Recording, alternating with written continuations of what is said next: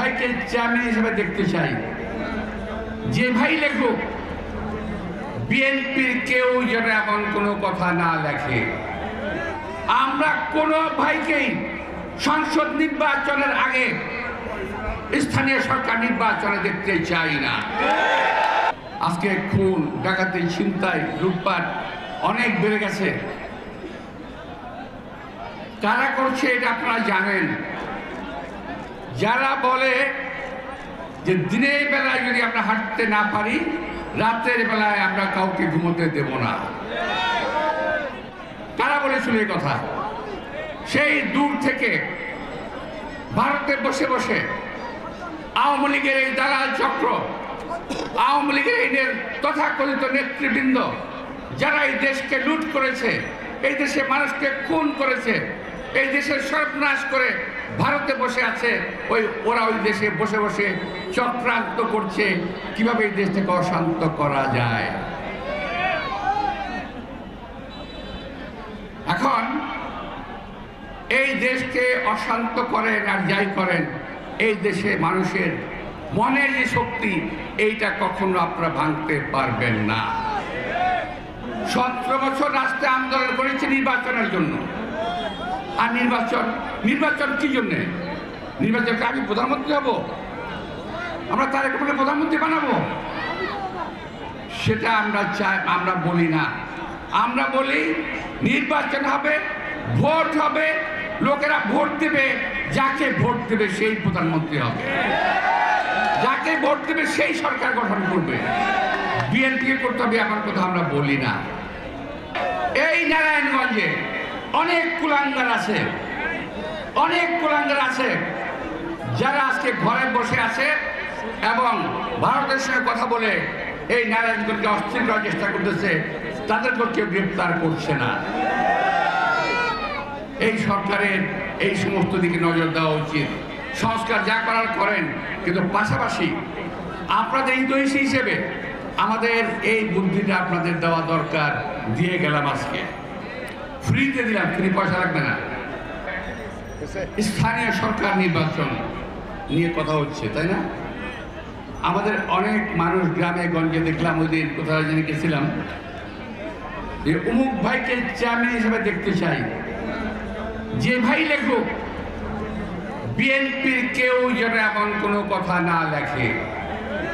আমরা কোনো ভাইকেই সংসদ নির্বাচনের আগে স্থানীয় সরকার নির্বাচনে দেখতে চাই না।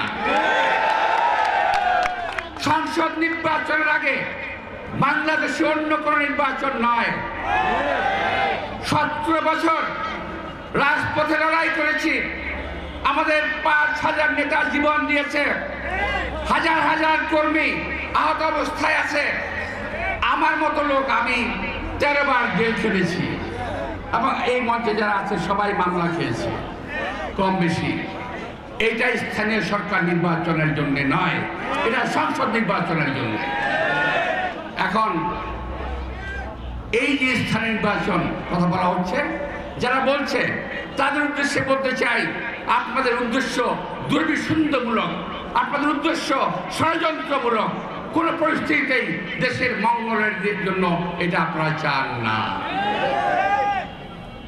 বিএনপিকে একটি দল, একটি রাজনৈতিক দল, একটি না, বিএনপির প্রভূত জনপ্রিয়তা দেখে, দেশনেত্রী বেগম খালেদা জিয়ার জনপ্রিয়তা দেখে, আমাদের নেতা শহীদ রাষ্ট্রপতি জিয়া রহমানের জনপ্রিয়তা দেখে, আজকে আমাদের তারেক রহমানের জনপ্রিয়তা দেখে ঈর্ষান্বিত কতিপয় মানুষ, কতিপয় দল, কতিপয় লোক বিএনপিকে একটি কোণে ঠেলে দেওয়ার চেষ্টা করছে।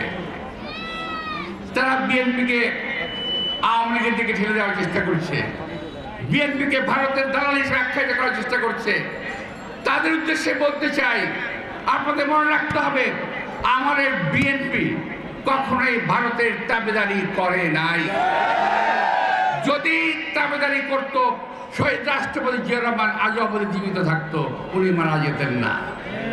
উনি ভারতের তাবেদারি করেন না বলেই ওনাকে আত্মহত্যা দিতে হয়েছে, ওনাকে মরতে হয়েছে। বিএনপির উপরে অনবরত দোষ চাপিয়ে লাভ নাই। বিএনপি একবার নির্দোষ পার্টি, আমি তা বলবো না। আমার দলে লক্ষ লক্ষ কোটি কোটি নেতাকর্মী আছে, এর মধ্যে 2-4 জন যে খারাপ নাই তা আমি বলবো না, আছে।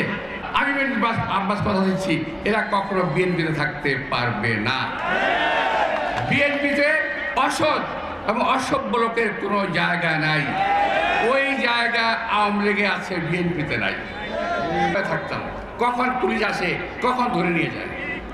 ভাই, এই একটা অস্থিরতার মধ্যে ছিলাম। কিন্তু আজকে যখন দ্বিতীয় মুক্তিযোদ্ধা বলেন, তখন একটু বিষয় ভালো লাগে না আর কি।